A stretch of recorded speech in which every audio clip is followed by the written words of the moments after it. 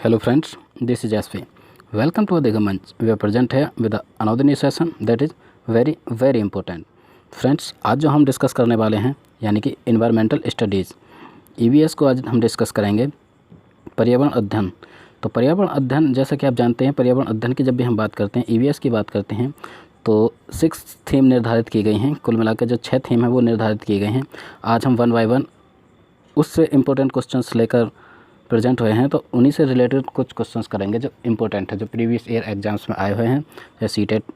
ठीक है, सीटेट में पिछली परीक्षा में पूछे गए प्रश्न या फिर जो आ सकते हैं, कुल मिलाकर उन क्वेश्चंस को हम डिस्कस करेंगे। तो फ्रेंड्स, तो हम बात कर लेते हैं यानी कि 6 थीम कौन से निर्धारित की गई हैं। तो 6 थीम्स की बात करते हैं तो फ्रेंड्स, सबसे पहले जो थीम है वो है यानी कि फैमिली एंड फ्रेंड्स, यानी कि परिवार एवं दोस्त।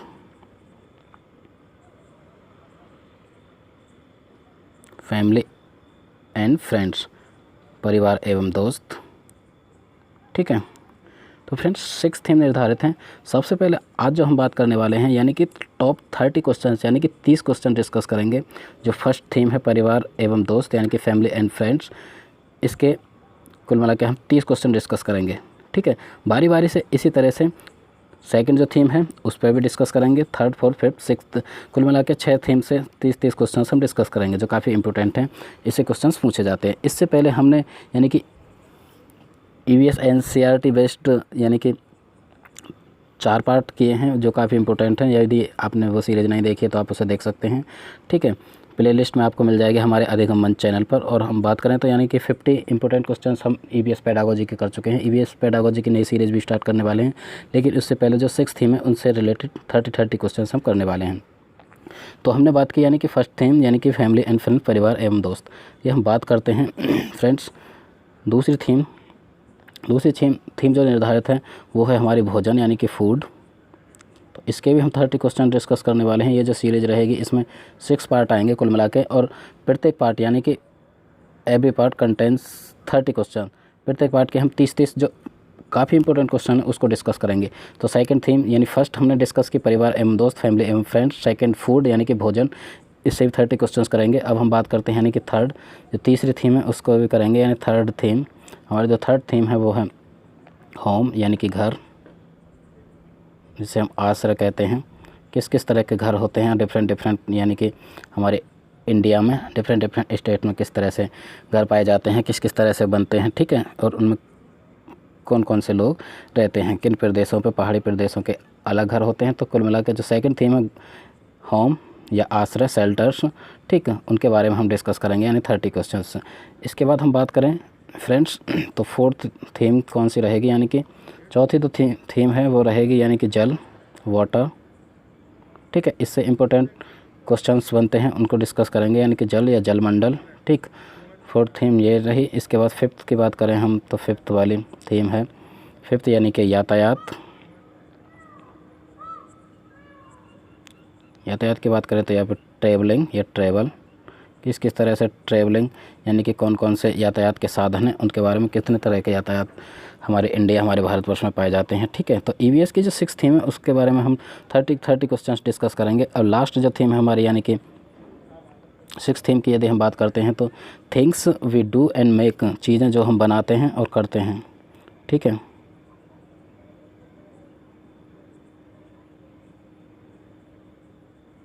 चीज़ें जो हम करते एवं बनाते हैं। ठीक, तो कुल मिला के ये 6 थीम हैं। इनसे रिलेटेड 30 क्वेश्चंस हम करने वाले हैं। ओके फ्रेंड्स, तो ये सीरीज़ काफ़ी इंपॉर्टेंट होने वाली है। इसके जो 30 क्वेश्चंस हमने डिस्कस किए हैं, मतलब हम डिस्कस करने वाले हैं, काफ़ी इंपॉर्टेंट है। तो शुरू करते हैं, ये सीरीज़ काफ़ी इंपॉर्टेंट रहेगी। फ्रेंड्स, इससे पहले एक और चीज़ मैं इंक्लूड करना चाहूँगा। हमने जो CDP यानी चाइल्ड डेवलपमेंट पेडागोजी के कंप्लीट कोर्स चैप्टर वाइज कर चुके हैं, जिसमें 41+ वीडियोज़ हैं जिनको आप जाकर देख सकते हैं, जो काफ़ी इंपॉर्टेंट है। उससे रिलेटेड हम 200 क्वेश्चन सीरीज़ कर रहे हैं, टॉप 200 क्वेश्चन सीरीज़। इसके लगभग 6 पार्ट आ चुके हैं और उसको हम कंटिन्यू कर रहे हैं। तो आज हम डिस्कस करने वाले हैं, ये जो सीरीज़ रहेगी हमारी आज की सीरीज़ रहेगी यानी कि फैमिली एवं फ्रेंड्स, यानी कि परिवार एवं दोस्त, उसके 30 यानी 30 क्वेश्चन डिस्कस करने वाले हैं। तो फ्रेंड्स डिस्कस करते हैं, यानी आज के लिए ये रहा पहला क्वेश्चन।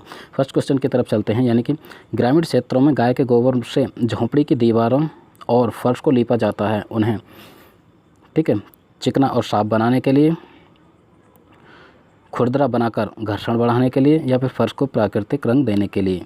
डी ऑप्शन की तरफ चलते हैं, कीटों को दूर रखने के लिए।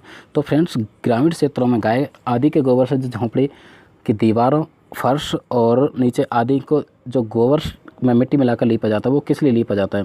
तो फ्रेंड्स यानी फर्श को प्राकृतिक रंग देने के लिए, खुरदरा बनाने के लिए, चिकना या साफ करने के लिए भी हम बात करते हैं। यानी कि गाय का जो गोबर है वो एंटीसेप्टिक की तरह काम करता है। कुल मिला के जो घर वगैरह या फर्श वगैरह या दीवार वगैरह आदि में कीड़े लग जाते हैं, तो कीड़ों को दूर रखने के लिए इस तरह से गोबर का लेपन किया जाता है। तो फ्रेंड्स यानी कि पहले क्वेश्चन के लिए डी ऑप्शन बिल्कुल करेक्ट होता है। अब हम चलते हैं सेकंड क्वेश्चन, आज के लिए दूसरा क्वेश्चन, ठीक है।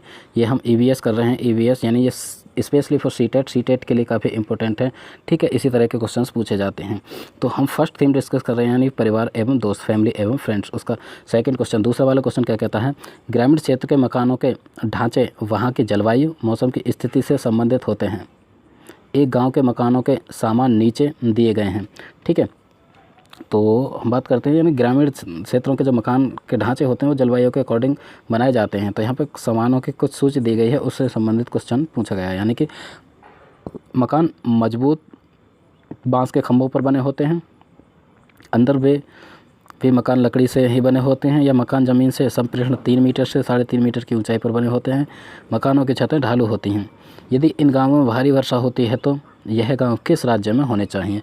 फ्रेंड्स जो हमने बात की, यानी कि ग्रामीण क्षेत्रों के कुछ मकान हैं, उससे संबंधित 3 बातें हमने देखी। यानी कि मकान मजबूत बांस के खंभों पर होते हैं, अंदर लकड़ी से बने हुए होते हैं, या फिर वो ज़मीन से 3 से 3.5 मीटर ऊंचाई पर बने होते हैं, या फिर बात करें हम यदि उन गाँव में भारी वर्षा होती है तो ये मकान किस राज्य में होंगे? तो फ्रेंड्स ऑप्शन की तरफ चलते हैं, यानी कि पटना में, उत्तर प्रदेश में, उत्तराखंड में, या बिहार में।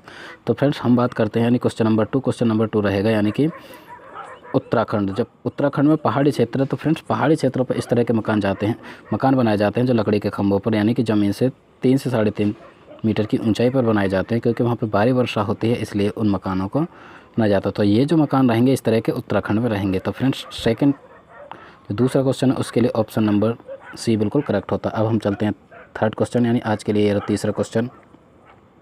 हम थर्ड क्वेश्चन की बात करते हैं, निम्नलिखित में से लेह और लद्दाख के मकानों की विशेषताएं चुनिए। तो लेह और लद्दाख के जो मकान बनाए जाते हैं फ्रेंड्स, उनकी कुछ विशेषताएं दे रखें, उनको हम चुनते हैं। यानी पेड़ के तनों से बनी लकड़ी के ढालू छतें, जो उन मकानों की छतें होती हैं पेड़ की लकड़ी के ढालू बनती हैं, निचली मंजिल में कोई खिड़की नहीं है, या फिर पत्थर, मिट्टी और चूने से बनी दीवार, या फिर लकड़ी के फर्श। तो फ्रेंड्स कौन सी मतलब 4 ऑप्शन दे रखे हैं, 4 बात दे रखे हैं, उनमें से कौन से सही हैं लेह और लद्दाख के मकानों के लिए? इस तरह के क्वेश्चन काफ़ी पूछे जाते हैं घरों से संबंधित, लेह और लद्दाख से, या फिर कश्मीर की बात करें, ठीक है, या फिर उत्तराखंड की बात करें, या सिक्किम आदि से संबंधित मकानों, अरुणाचल और असम, वहाँ पे किस तरह के मकान बनाए जाते हैं, उनकी विशेषताओं के आधार पर कई बार क्वेश्चंस पूछे जाते हैं।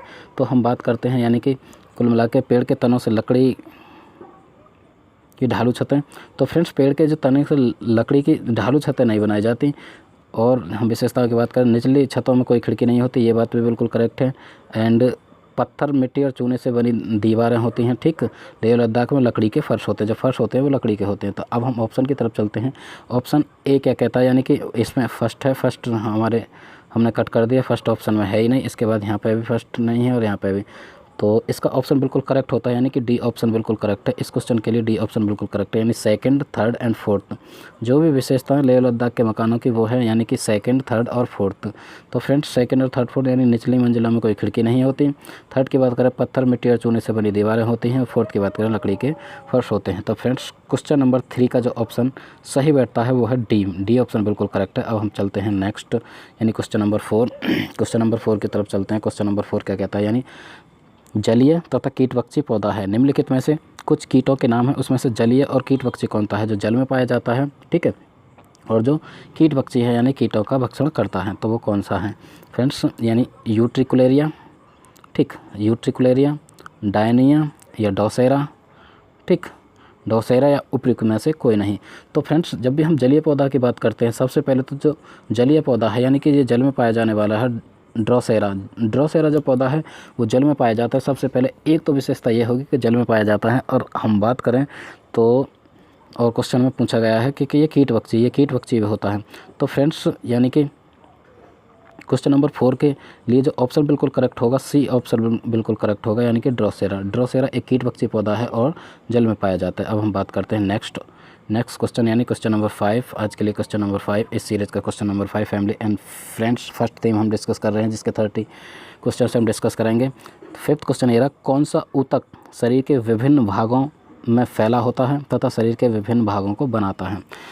तो जब भी हम शरीर के विभिन्न भागों की बात करें तो कौन सा ऊतक फैला होता है और शरीर के विभिन्न भागों का निर्माण करता है, कुल मिला के बनाता है, उसे हम क्या कहते हैं, यानी कि संयोजी ऊतक, पेशी ऊतक, तंत्रिका ऊतक या फिर एपिथेलियम ऊतक।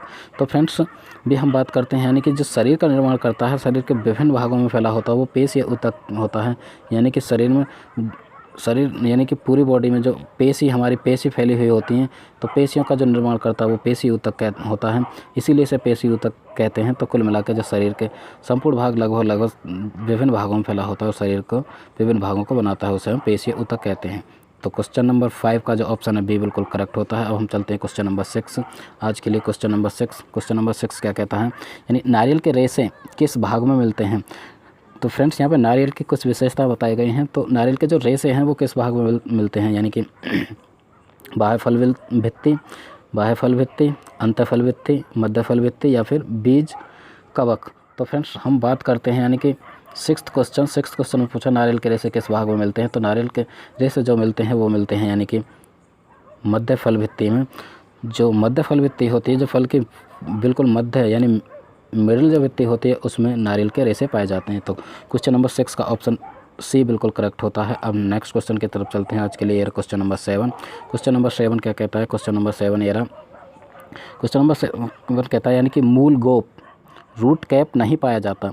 तो हम बात करते हैं यानी कि मूल गोप रूट कैप किस में नहीं पाया जाता, निम्नलिखित में से हम बात करेंगे, यानी जलीय पौधों में या फिर समोद्भिद में या फिर लवण मरोद्भिद में या फिर डी ऑप्शन की तरफ चलते हैं तो यानी मरुस्थलीय पौधों में। तो फ्रेंड्स हम एक और चीज़ बता दे रहे हैं, यानी कि जलीय पौधों को हम जलोद्भिद कहते हैं, ठीक है, एंड समोद्भिद कहते हैं मीजोफाइट, एंड लवण मरोद्भिद कहते हैं यानी हेलोफाइट, या फिर मरुस्थलीय पौधों को मरोद्भिद।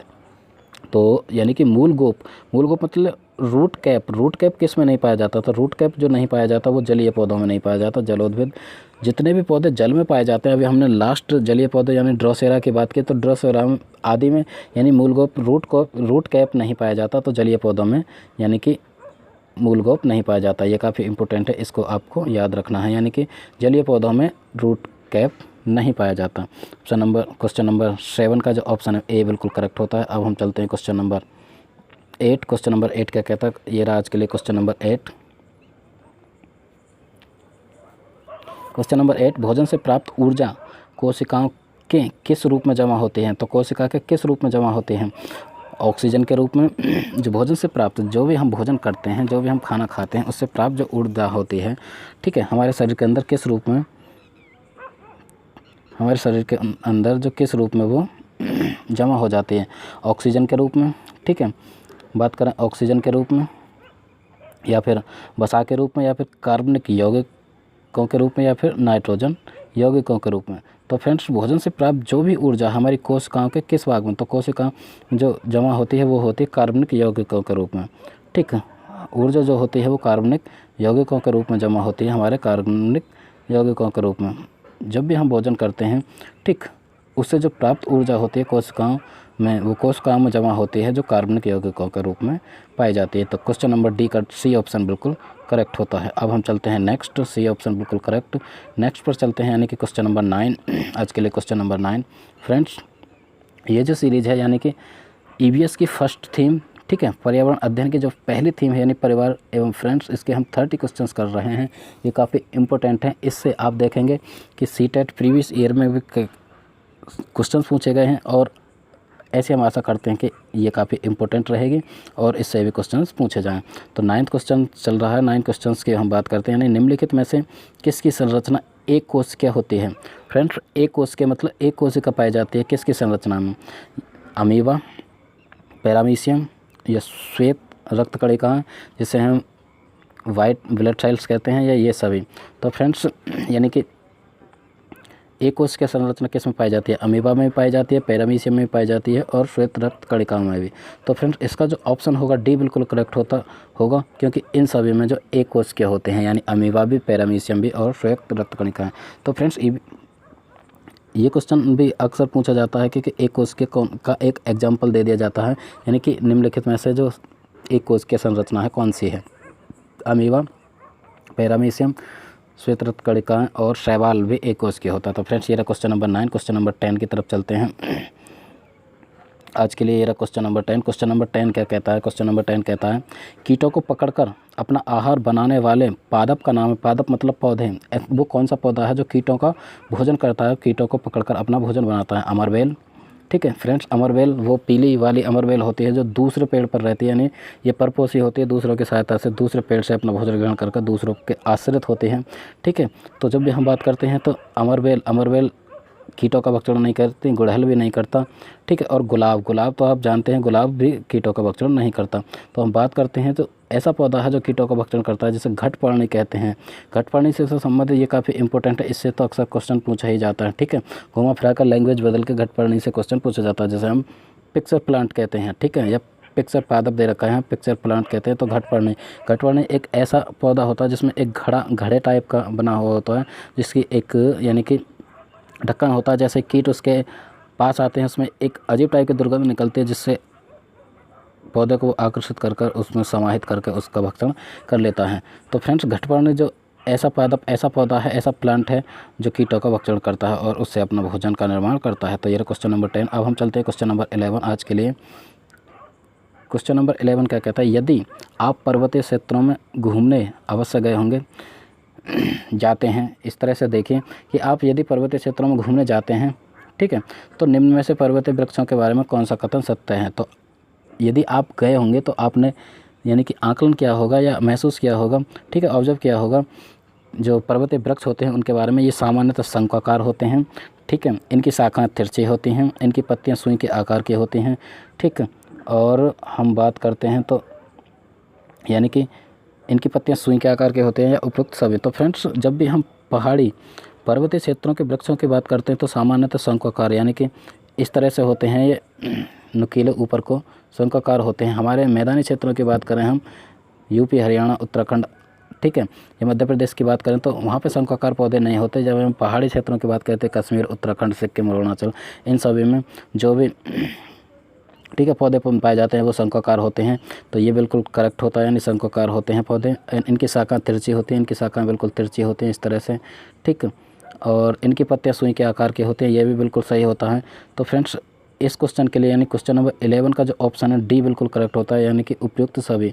तो सभी जो विशेषताएँ हैं वो पर्वतीय वृक्षों की या पहाड़ी पेड़ों की हैं, जिनमें सभी विशेषताएँ पाई जाती हैं। तो ऑप्शन नंबर डी बिल्कुल करेक्ट होता है। अब हम चलते हैं next question number 12। Question number 12 क्या कहता है? ठीक है, क्वेश्चन नंबर 12 कहता है यानी कि निम्नलिखित सभी एक कोशिकीय हैं सिवाय। अभी हमने बात की एक कोशिकीय की, पैरामीशियम हो गया, ठीक है, अमीबा हो गया, शैवाल हो गया, या श्वेत रक्त कणिका यानी WBC वाइट ब्लड सेल्स। तो एक कोशिकीय मैंने कहा था कि इस पे अलग अलग तरीके से लैंग्वेज घुमा के क्वेश्चन पूछ लिया जाता है। तो निम्नलिखित में से एक कोशिकीय है सिवाय। जो 4 ऑप्शन दे रखे हैं उनमें से एक कोशिकीय है, बाकी नहीं है। भ्रूण, पैरामीशियम, मुर्गी का अंडा, या फिर हम बात करें नेक्स्ट या युग्मनज, ठीक, या युग्मज। तो निम्नलिखित में से एक कोशिकीय है सिवाय। एक कोशिकीय कौन है? तो फ्रेंड्स, हम बात करते हैं भ्रूण हो गया, पैरामीशियम हो गया, और मुर्गी का अंडा हो गया, या फिर युग्मनज हो गया या युग्मज हो गया। तो फ्रेंड्स, बाकी सभी देखो, हम बात करते हैं पैरामीशियम भी एक कोशिकीय है, मुर्गी का अंडा भी एक कोशिकीय है, युग्मनज भी एक कोशिकीय है। हम बात करते हैं भ्रूण, यानी कि भ्रूण, ठीक, भ्रूण जो होता है वो एक कोशिकीय नहीं होता। ठीक, तो ऑप्शन नंबर ए बिल्कुल करेक्ट होता है। अब हम चलते हैं नेक्स्ट 30 क्वेश्चन, 13वां क्वेश्चन आज के लिए। 13वां क्वेश्चन क्या कहता है? 13वां क्वेश्चन कहता है कि निम्नलिखित में से कौन सा किसी परिवेश का अजैव घटक नहीं है? तो अजैव घटक फ्रेंड्स, जब भी हम बात करते हैं यानी कि दो तरह के घटक पाए जाते हैं और ये हमारे परिवेश में पारिस्थितिक तंत्र की हम बात करते हैं तो एक होगा जैविक, एक होगा अजैविक, यानी बायो और बायोटिक एंड एबायोटिक। तो इसमें अजैविक घटक नहीं है वो पूछा है, बाकी सभी अजैविक घटक हैं या अजैव घटक हैं। तो एक नहीं, यानी कि चट्टान हो गया, छोटे छोटे जीव हो गए, या फिर जल हो गया, या फिर सूर्य का प्रकाश हो गया।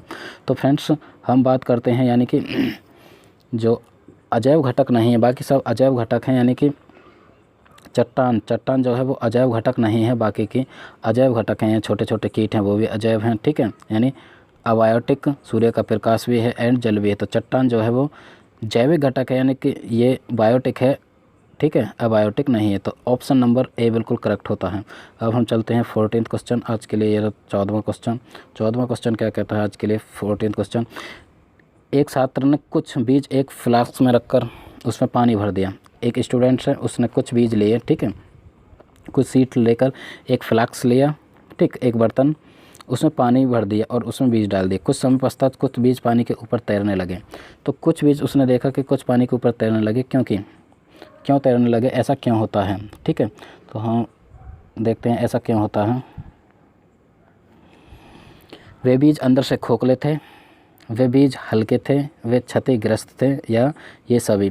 तो फ्रेंड्स आपने भी कई बार देखा होगा कि आप पानी में कोई भी बीज डालते हैं तो आप इस तरह की स्थिति देखते हैं कि बीज अंदर से खोखले होते हैं। पानी पर जो तैरते हैं आप पाएंगे कि वो बीज खोखले होते हैं, वे बीज हल्के होते हैं, ठीक है, और दूसरे बीजों की अपेक्षा जो भारी होते हैं वो नीचे डूब जाते हैं, और जो बाकी सब होते हैं हल्के होते हैं वो ऊपर तैरने लगते हैं। वे भी क्षतिग्रस्त होते हैं। क्षतिग्रस्त से मतलब कुछ कीट वगैरह उसमें लगे हुए होते हैं, इसलिए वो हल्के होते हैं और पानी के ऊपर तैर जाते हैं।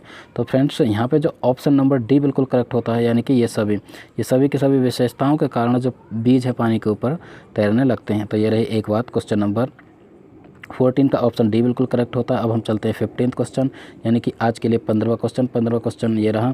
15वां क्वेश्चन है, रक्त में उपस्थित स्पेस के कारण रक्त का थक्का बनता है। तो रक्त में ऐसी कौन सी चीज़, हमारा जो ब्लड होता है उसमें कौन सी ऐसी चीज़ होती है जिसके कारण जो थक्का बन जाता है। थक्का मतलब जब भी हमको कहीं पे चोट लगती है तो वहाँ से ब्लड बहना स्टार्ट हो जाता है। कुछ समय बाद हम देखते हैं कि कुछ समय बाद खुद से ही ब्लड रुक जाता है, वहाँ पे एक थक्का सा जम जाता है। तो कौन सा कारण है जिसके कारण वो थक्का जम जाता है? यानी हीमोग्लोबिन के कारण, या फिर श्वेत रक्त रुधिर कणिकाओं के कारण, यानी कि WBC के कारण, यानी कि वाइट ब्लड सेल्स के कारण, या फिर RBC रेड ब्लड सेल्स के कारण, या फिर पट्टिकाणु के कारण। तो फ्रेंड्स जो ब्लड का थक्का जमता है वो पट्टिकाणु के कारण होता है। जो ब्लड में होते हैं कुछ पट्टिकाणु, कुछ अणिकाएँ होती हैं पट्टिनमा, जिनके कारण ब्लड का थक्का जम जाता है। तो फ्रेंड्स ये क्वेश्चन नंबर 15 का डी ऑप्शन बिल्कुल करेक्ट होता है। अब हम चलते हैं क्वेश्चन नंबर 16। ये रहा क्वेश्चन नंबर 16। 16वां क्वेश्चन क्या कहता है? 16वां क्वेश्चन क्या कहता है कि बीमारी फैलाने वाले एजेंट को क्या कहते हैं? फ्रेंड्स बीमारी फैलाने वाले जो एजेंट है उसको क्या कहते हैं? यानी सीक्रेटिन, या फिर प्रोलैक्टिन, या फिर अमाइलेस, या फिर पैथोजेन। तो फ्रेंड बीमारी फैलाने वाला जो एजेंट है, यानी कि चाहे वो जीवाणु हो गया, चाहे वो विषाणु हो गया, या अलग तरह के कोई भी छोटे जीव हो गए, ठीक है, तो उनको क्या कहते हैं? उनको पैथोजन कहते हैं। जो बीमारी फैलाने वाला एजेंट होता है उसको पैथोजन कहते हैं। तो क्वेश्चन नंबर 16 का डी ऑप्शन बिल्कुल करेक्ट होता है। अब हम चलते हैं क्वेश्चन नंबर 17। क्वेश्चन नंबर 17 ये रहा क्वेश्चन नंबर 17, जहाँ वसाओं, कार्बोहाइड्रेट्स तथा प्रोटीन्स का पाचन चूर्ण होता है, यानी कि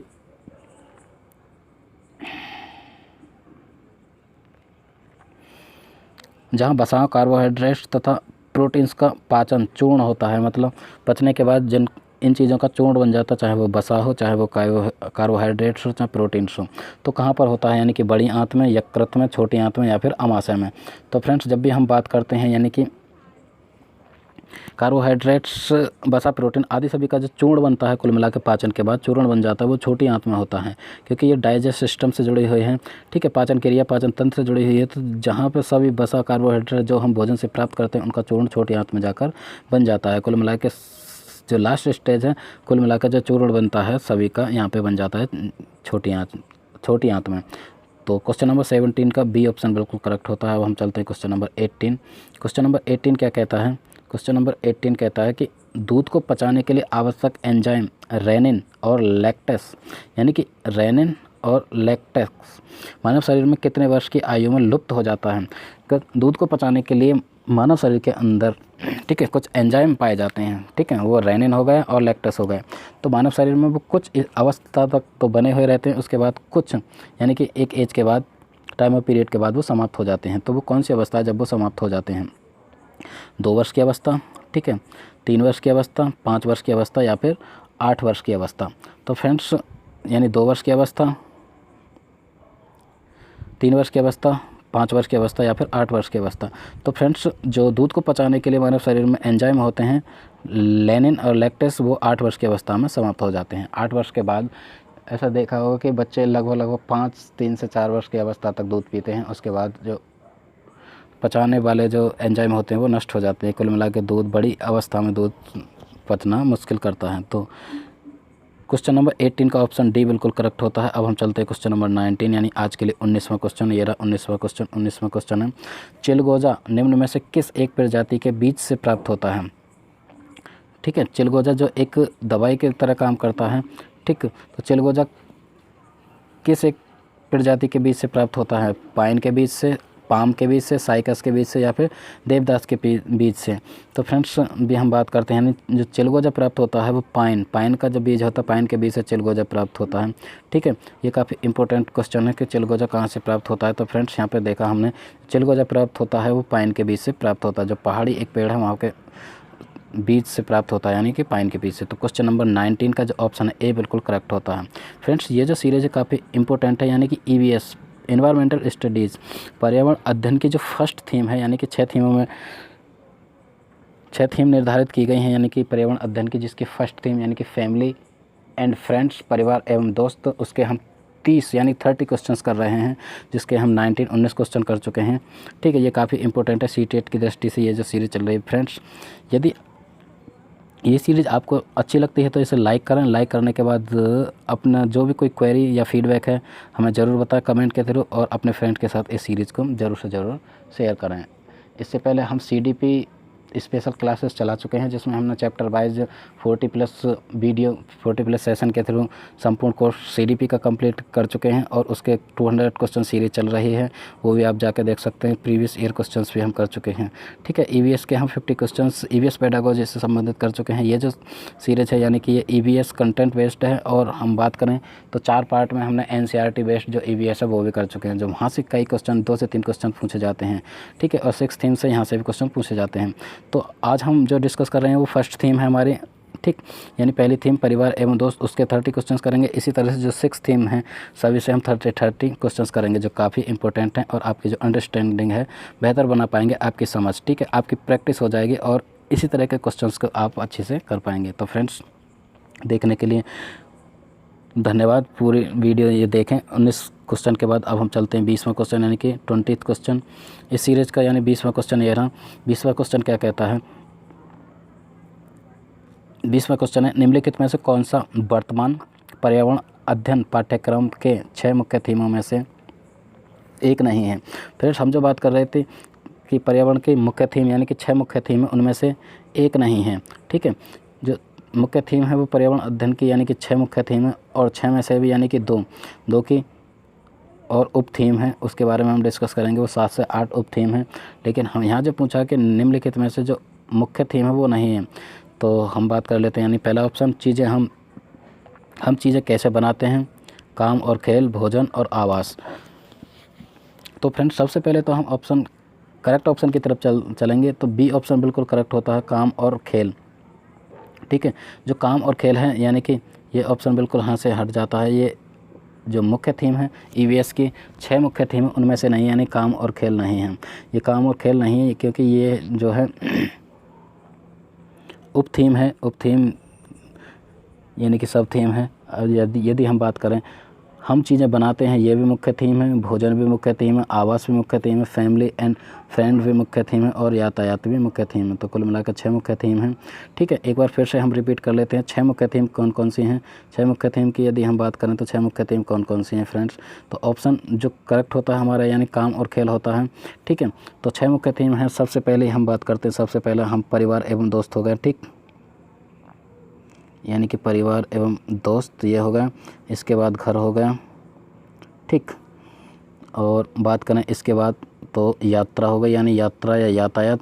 ठीक, तो 3 तो ये मुख्य थीम हो गई। इसके साथ चीज़ें हम बनाते हैं वो हो गई भोजन और आवास। तो 6 मुख्य थीम है, 6 मुख्य थीम सॉरी।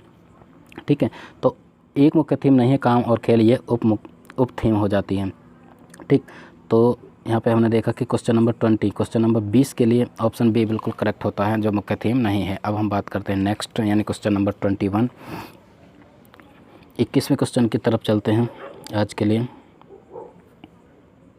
क्वेश्चन नंबर 21 क्या कहता है? क्वेश्चन नंबर 21 ये रहा। क्वेश्चन नंबर 21 कहता है नीचे दिए गए शहरों में से किस एक में रेत के पहाड़ जिन्हें रेत के टीले कहा जाता है? क्या कहा जाता है? रेत के टीले, यानी कि रेत के पहाड़ हैं। एक ऐसा शहर जिसमें रेत के पहाड़ बने हुए होते हैं जिन्हें रेत के टीले कहा जाता है, पाए जाते हैं। वो कहाँ पर पाए जाते हैं फ्रेंड्स? तो ये बर्लिन में पाए जाते हैं। ठीक, बर्लिन शहर में, या फिर हम बात करें थिम्पू में, या फिर काबुल में, या फिर आबू धाबी में। तो फ्रेंड्स जो रेत के टीले जिन्हें हम पहाड़ यानी रेत के पहाड़ या रेत के टीले कहते हैं वो आबू धाबी में पाए जाते हैं। ठीक, ना ही बर्लिन में, ना ही काबुल में, ना ही थिम्पू में। तो फ्रेंड्स रेत के टीले जो पाए जाते हैं वो कहाँ पाए जाते हैं? वो पाए जाते हैं आबू धाबी में। तो 21 यानी 21वें क्वेश्चन का जो ऑप्शन करेक्ट होता है वो है डी। अब हम चलते हैं 22वें क्वेश्चन की तरफ यानी 22nd क्वेश्चन। नारियल डली हुई किसी भी करी के साथ उबला हुआ टैपिकुआ निम्नलिखित में से किस क्षेत्र का प्रिय भोजन है? तो फ्रेंड्स हम इस क्वेश्चन के बारे में पहले चीज़ डिस्कस करेंगे यानी कि नारियल। तो सबसे पहले आप ये देख सकते हैं कि नारियल कहाँ पर पाए जाते हैं। नॉर्थ इंडिया में नारियल पाए जाते हैं, चाहे वो केरल हो, गोवा हो, तमिलनाडु आदि, आंध्र प्रदेश आदि में। तो किसी भी करी यानी कि जो करी बनाते हैं वो नारियल डली हुई मतलब नारियल के तेल से बनी हुई, साथ उबला हुआ टैपिकुआ। तो फ्रेंड्स ये टैपिकुआ से भी संबंधित क्वेश्चन पूछा जाता है, ये काफ़ी इंपॉर्टेंट है। यानी कि टैपिकुआ, उबला हुआ टैपिकुआ यानी कि एक पकवान है टैपिकुआ, निम्नलिखित में से किस क्षेत्र का प्रिय भोजन है? टैपिकुआ में नारियल डला हुआ होता है, वो किस राज्य का फेवरेट भोजन है? यानी कि बिहार का, तमिलनाडु का, या फिर केरल का। ठीक, बिहार का, तमिलनाडु का, पश्चिम बंगाल का, या फिर केरल का। तो फिर टैपिकुआ जो भोजन है एक तरह का भोजन है जिसमें नारियल पड़ा हुआ होता है, वो केरल में पाया जाता है। ठीक, केरल जो राज्य है उसमें इसको खाया जाता है और सबसे ज़्यादा जो नारियल है वहीं पर पाए जाते हैं। तो फ्रेंड्स ये काफ़ी इंपॉर्टेंट क्वेश्चन है, यानी कि टैपिकुआ से संबंधित कई बार क्वेश्चन पूछा गया है और पूछा भी जाता है। तो नारियल डलकर एक करी का निर्माण होता है, कुल मिलाकर बनाई जाती है, पकाई जाती है, जिसे हम टैपिकुआ कहते हैं। तो वो कहाँ का भोजन है, कहाँ का प्रिय भोजन है? तो ये होगा केरल का। तो फ्रेंड्स हमने देखा यानी 22वें क्वेश्चन का जो ऑप्शन करेक्ट होता है वो रहा सी, ऑप्शन नंबर सी यानी केरल।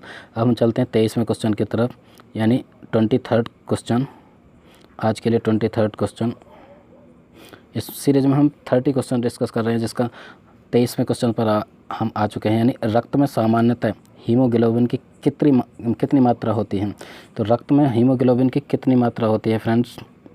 यानी कि जो हमारा ब्लड होता है उसमें हीमोग्लोबिन पाया जाता है, उसमें कितनी मात्रा होती है? यानी कि 15 ग्राम प्रति 100 मिलीलीटर। ठीक है, या फिर हम बात करें 25 ग्राम प्रति 100 लीटर, या फिर हम बात करें 30 ग्राम यानी 30 ग्राम प्रति 100 मिलीलीटर, या फिर बात करें यानी 5 ग्राम प्रति 100 मिलीलीटर।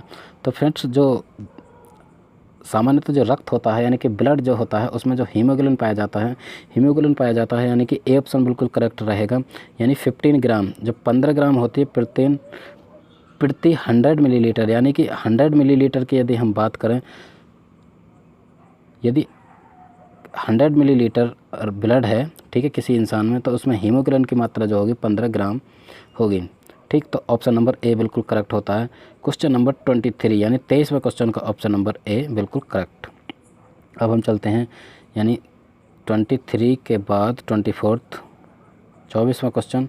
हाँ, ये रहा 24वां क्वेश्चन यानी 24th क्वेश्चन। महिलाओं के आवर्त चक्र यानी कि मेंस्ट्रुएशन साइकिल, ठीक, मेंस्ट्रुएशन साइकिल की अवधि, जो महिलाओं का आवर्त चक्र होता है उसकी अवधि कितनी होती है, ठीक है, वो होती है यानी 10 से 12 दिन, 12 से 18 दिन, 10 से 12 दिन, 12 से 18 दिन, 28 दिन या फिर 42 दिन। तो फ्रेंड्स जो महिलाओं की आवृत्ति होती है यानी कि आवृत्ति चक्र मेंस्ट्रुएशन साइकिल जो होती है वो होती है फ्रेंड्स, सी ऑप्शन बिल्कुल करेक्ट रहेगा, यानी कि 28 दिन। तो आवर्ती चक्र जो होता है वो प्रत्येक 28 दिन बाद होता है, यानी 28 दिन के बाद एक साइकिल होती है, 28 दिन की साइकिल होती है, 28 दिन के बाद यानी आने वाले 28 दिन के बाद, ठीक है, एक साइकिल चलती है। तो महिलाओं के जो आवर्ती चक्र है, जो साइकिल है वो 28 दिन बाद, उसकी जो समय अवधि है 28 दिन। तो क्वेश्चन नंबर 24 का ऑप्शन सी बिल्कुल करेक्ट होता है। अब हम चलते हैं क्वेश्चन नंबर 25 यानी 25वां क्वेश्चन। तो 25वां क्वेश्चन क्या कहता है, 25वें क्वेश्चन की तरफ चलते हैं, यानी गर्भ निरोधक गोलियां क्या रोकती हैं, ठीक है। गर्भ निरोधक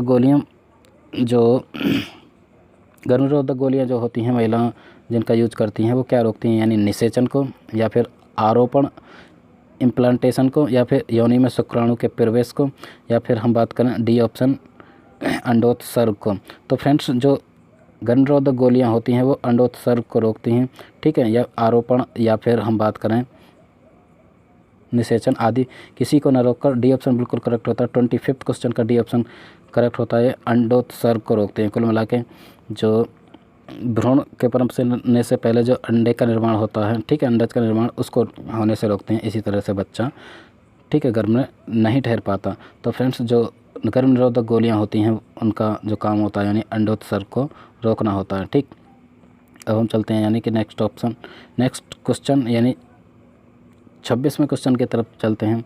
उल्लू रात में स्वच्छंद उड़ते हैं, यानी कि अच्छी तरह से उड़ पाते हैं रात में। जो उल्लू होते हैं, आउल, रात में बहुत अच्छी तरह से उड़ पाते हैं क्योंकि इनमें होते हैं। तो इनमें क्या होता है, मतलब किस कारण उड़ पाते हैं, ये सीधे कहें कि उल्लुओं को रात में दिखाई देता है। क्यों दिखाई देता है, रेटिना में केवल सलाह यानी कि रोड्स पाए जाते हैं, ठीक है, या फिर समंजनीय पुतली पाई जाती हैं, या फिर विटामिन ए की कमी के कारण वो अच्छी तरह से, या फिर रेटिना में केवल शंकु। तो फ्रेंड्स जो उल्लू होते हैं वो रात में उनको दिखता है किस कारण और क्यों वो उड़ पाते हैं, तो रेटिना में केवल सलाह, उनका जो रेटिना होता है सिर्फ सलाह पाए जाते हैं, जिस कारण उनके जो किसी भी वस्तु का प्रतिबिंब बड़ी आसानी से रात्रि में बन पाता है और वो अच्छी तरह से उड़ पाते हैं और उनको अच्छी तरह से दिखता है। तो फ्रेंड्स ये भी काफ़ी इंपॉर्टेंट क्वेश्चन है उल्लू से संबंधित। कुल मिला के डिफरेंट टाइप की जो प्रजाति सामान्यतः नहीं पाई जाती, उल्लू विशेष तरह की एक प्रजाति है, ठीक है, वो सामान्यतः नहीं पाया जाता, तो उनसे संबंधित क्वेश्चन पूछे जाते हैं। तो उल्लू से संबंधित क्वेश्चन यानी कि 26वें क्वेश्चन का जो ऑप्शन बिल्कुल करेक्ट होता है, यानी कि ए ऑप्शन बिल्कुल करेक्ट है, यानी रेटिना में केवल सलाह या रूट्स पाई जाती हैं जिसके कारण उल्लू अच्छी तरह से रात में उड़ पाते हैं। अब हम चलते हैं नेक्स्ट क्वेश्चन नंबर 27 यानी 27वां क्वेश्चन।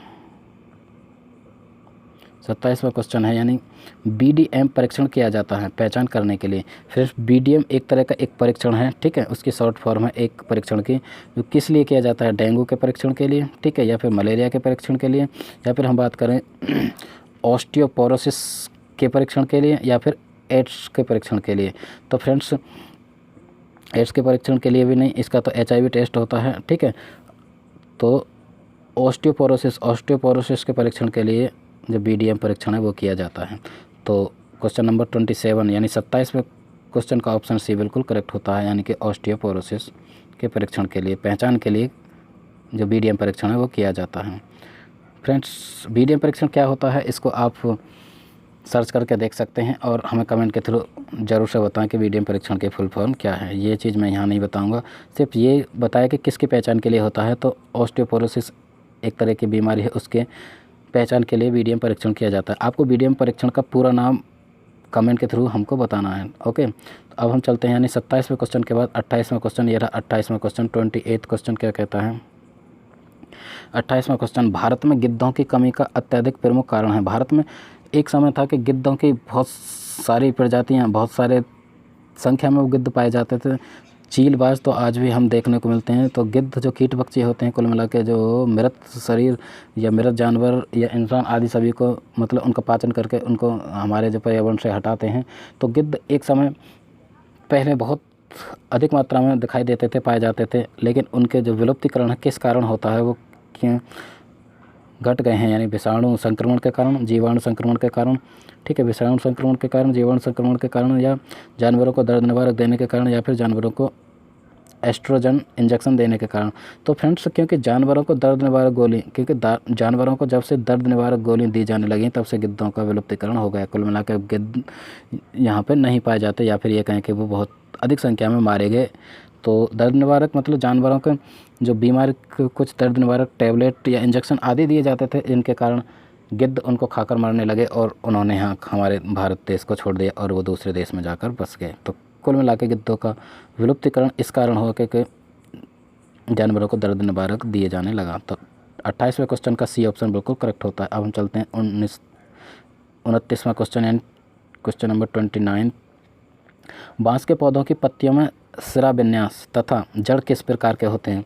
तो फ्रेंड्स बांस की जो पत्तियां होती हैं, ठीक है, बांस के पौधे से तो अक्सर लगभग हर सीटेट के एग्जाम में बांस से संबंधित क्वेश्चन पूछा जाता है, ठीक है। या फिर ये बात कहें कि पहाड़ी पर्वतीय जो क्षेत्र होते हैं उनके वनों से क्वेश्चन पूछा जाता है, जिसमें बांस, चाय आदि, ठीक है, पाइन हो गया, कहवा हो गया, इनसे संबंधित, या चिलगोजा हो गया, इनसे संबंधित, ठीक है, क्वेश्चन पूछे जाते हैं। एक और क्वेश्चन पूछा जाता है जेट्रोफा, जो बायोडीजल का एक यानी स्रोत है, जेट्रोफा, उससे भी क्वेश्चन पूछा जाता है, ठीक है फ्रेंड्स। तो जहाँ भी बायोडीजल की बात है वहाँ पर जेट्रोफा हो जाएगा, ठीक है, उसे किसी दिन और डिस्कस कर लेंगे। अब हम बात करते हैं यानी बांस के जो पत्तियां होती हैं उसमें सिरा विन्यास तथा जड़ किस प्रकार के होते हैं। समांतर सिरा विन्यास और रेशेदार यानी झकड़ा जड़, या फिर जालिका रूपी सिरा विन्यास और मूसला जड़, या फिर समांतर सिरा विन्यास और मूसला जड़, या फिर जालिका रूपी सिरा विन्यास और रेशेदार झकड़ा जड़। तो फ्रेंड्स हम बात करते हैं यानी कि बांस के जो पत्तियां होती हैं सिरा विन्यास उनमें किस प्रकार का होता है। तो यानी 29वें क्वेश्चन की तरफ हम चल रहे थे। 29वां क्वेश्चन है यानी कि, तो 29वें क्वेश्चन में पूछा बांस के पौधों पत्तियों में सिरा विन्यास जो पाया जाता है वह समांतर सिरा विन्यास और रेशेदार, ठीक, ये ऑप्शन बिल्कुल करेक्ट होता है, यानी कि समांतर सिरा विन्यास और रेशेदार यानी झकड़ा जड़। तो इस तरह के सिरा विन्यास पाया जाता है। 29वें क्वेश्चन का ऑप्शन ए बिल्कुल करेक्ट होता है। अब हम चलते हैं लास्ट आज के लिए क्वेश्चन, इस सीरीज का 30th क्वेश्चन, यानी कि इस सीरीज का 30वां क्वेश्चन, ठीक है। जो हम फर्स्ट थीम डिस्कस कर रहे हैं यानी फैमिली एवं फ्रेंड्स, परिवार एवं दोस्त, उसका 30 क्वेश्चन हम डिस्कस कर चुके हैं। ये रहा लास्ट क्वेश्चन यानी 30वां क्वेश्चन। दूध के दही के रूप में जमने का कारण है, या फिर ये कहें कि दूध से जो दही जमती है वो किस कारण जमती है, उसका क्या एक कारण हो सकता है या होता है। तो फ्रेंड्स यानी कि माइकोबैक्टीरियम, उसको हम माइकोबैक्टीरियम कहते हैं, माइकोबैक्टीरियम प्रोसेस के कारण जमती हैं, या फिर स्टेफाइलोकोकस के कारण, या फिर हम बात करें सी यानी लैक्टोबैलिसिस के कारण, या फिर यीस्ट के कारण। तो फ्रेंड्स ऑप्शन बिल्कुल करेक्ट होता है, सी होता है फ्रेंड्स। दूध, मिल्क की यदि हम बात करते हैं तो मिल्क में एक अलग तरह का यानी कि एक एसिड पाया जाता है, एक एंजाइम पाया जाता है जिसे हम लैक्टोबैलिसिस कहते हैं। तो दूध से जो दही का बनता है किस कारण बनता है, जिसे हम लैक्टिक एसिड कहते हैं। तो दूध से दही का बनने का कारण लैक्टोबैलिसिस है। लैक्टोबैलिसिस का एक प्रोसेस जिसमें लैक्टिक एसिड काम करता है। यदि आपने देखा होगा कि दूध नहीं जमता तो उसमें थोड़ा बहुत नींबू डाल देते हैं, खट्टापन जो होता है, तो नींबू में भी लैक्टो एसिड पाया जाता है इसी कारण।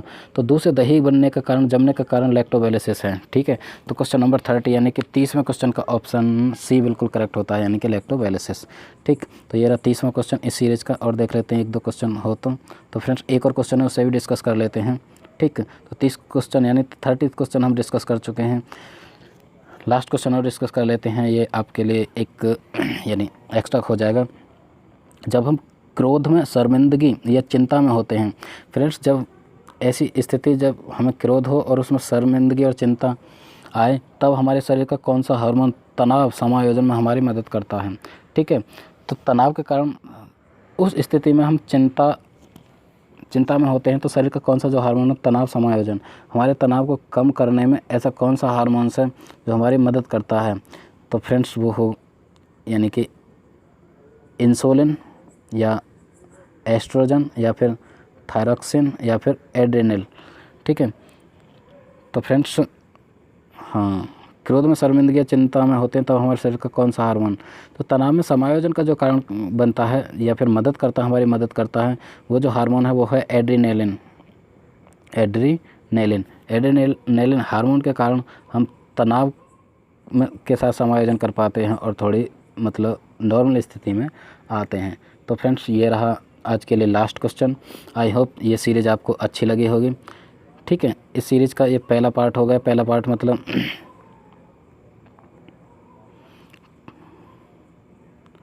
ठीक फ्रेंड्स, यानी कि पहला पार्ट ईवीएस हमने यहाँ पे डिस्कस किया, यानी ईवीएस। ठीक, ईवीएस की जो थीम है उससे संबंधित ईवीएस की 6 थीम निर्धारित हैं। 6 थीम की हमने फर्स्ट जो पहली थीम है फैमिली एंड फ्रेंड, वो हमने डिस्कस की, जिसके हमने 30 क्वेश्चन डिस्कस किए जो काफ़ी इंपॉर्टेंट रहे।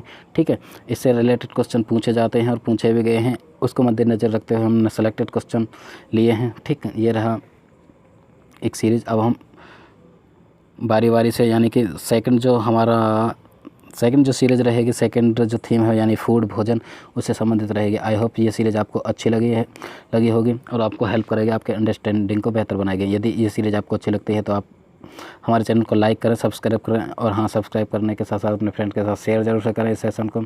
और अभी तक आपने हमारे चैनल सब्सक्राइब नहीं किया तो सब्सक्राइब करें और बेल आइकन को प्रेस कर दें ताकि हर वीडियो का नोटिफिकेशन आपको मिलता रहे। ओके फ्रेंड्स, इस सीरीज़ को यहीं पर वाइंड अप करते हैं।